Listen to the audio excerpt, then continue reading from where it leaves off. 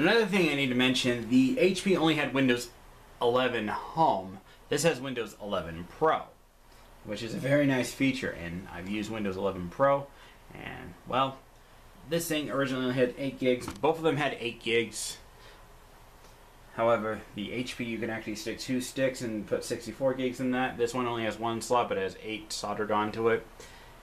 So, 40 gigs with the Ryzen 5 processor, you're not going to really need those extra bits and, well, gigabytes. So, this works just fine. You also have more USB ports. This one has 3 USB-A ports. These are 3.0 ports here, and that's a 2.0 port. Or 3.2, I believe. That's what I've read online. So please don't correct me. This has a headphone, microphone combined jack, and USB-C connector.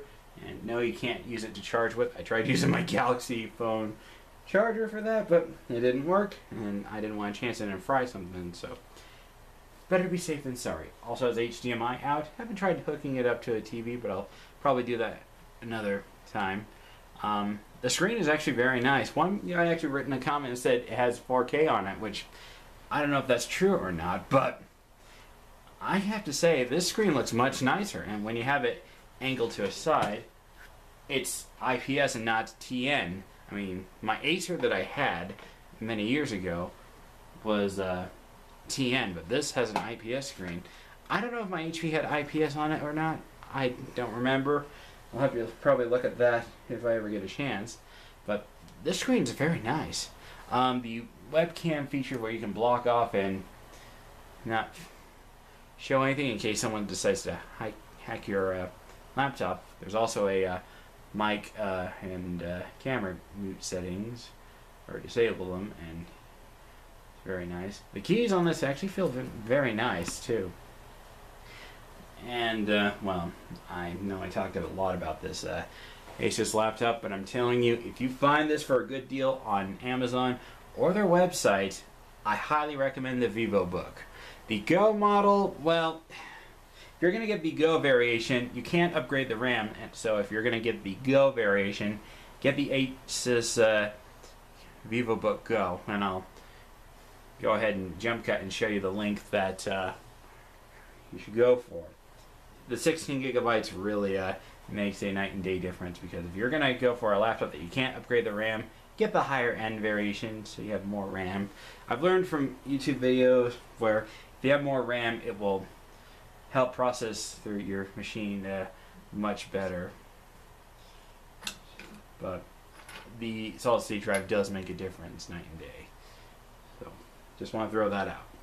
Anyway, in conclusions, I actually streamed with a game on this laptop, and let me tell you, it's much better on this than the HP, because the Ryzen 5 is better than the Pentium Silver. The Pentium Silver is good if you're just going to do light browsing, watching videos or movies, stuff like that. If you're going to do something that basically like editing videos and stuff, you want to get the VivoBook variation. Go for at least a Ryzen 5. The Ryzen 3, or even an Intel Core i5. The Ryzen 3, well, I'd say try at your own risk. But I had an Intel Core i3 at one point, and it was pretty slow. Or it may have been an AMD Ryzen 3. Also, this is a 3 gigahertz, not a 1.8 like the HP had. So, do I miss my old HP? The answer is no, I don't. But this is a laptop I'm pretty much going to hang on to until it's time to upgrade, and this can't take the next Windows, or you get the idea. But yeah, the only thing I'm pretty much going to be doing with this is, well, upgrading the solid state drive. I had to use a 1 terabyte because the 2 terabyte, as I mentioned earlier, well, did not want to cooperate, so I popped that in the HP. This is the original 256 gigabyte solid state drive that came with the laptop. It's an NVMe solid state drive, if anyone's wondering. And yeah, it's made by Hynix.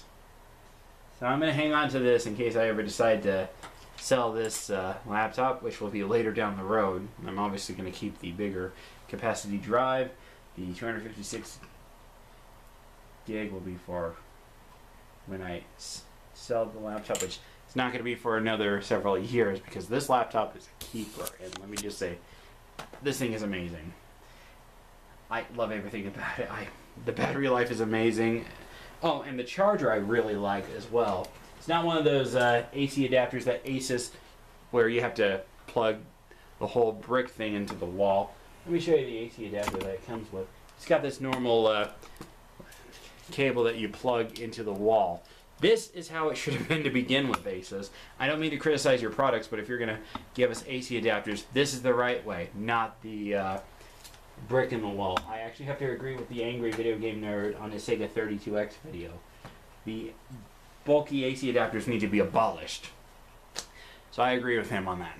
But anyway, thanks for watching. This is CuteMimi25 saying, well, if you're after a good company laptop, Asus is the one I would recommend. Well, I went for Asus because their customer service is better than HP. I mean, chances are, well, maybe I'll make a separate video and call Asus and ask them what their warranty would be if they would actually fix this in case this goes out of warranty. And would they say, hey, we'll fix it, no problem. Because I know Chris G made a video on why you should not go for Hewlett-Packard products, and if you try sending an HP that's out of warranty to them, they'll say, sorry, we can't do anything about it. But other than that, thanks for watching. This is CuteMimi25 saying, if you guys want me to make that video, let me know in the comments, and maybe I'll make a video about that, or I'll just cut to the chase in another video and say, this is what they told me. So, see you then. Hey everyone, CuteMimi here. Thought I'd make a video on my Asus VivoBook, and I thought I'd tell you how does it compare to my older laptop, the HP CN0076NR. Something I need to throw out.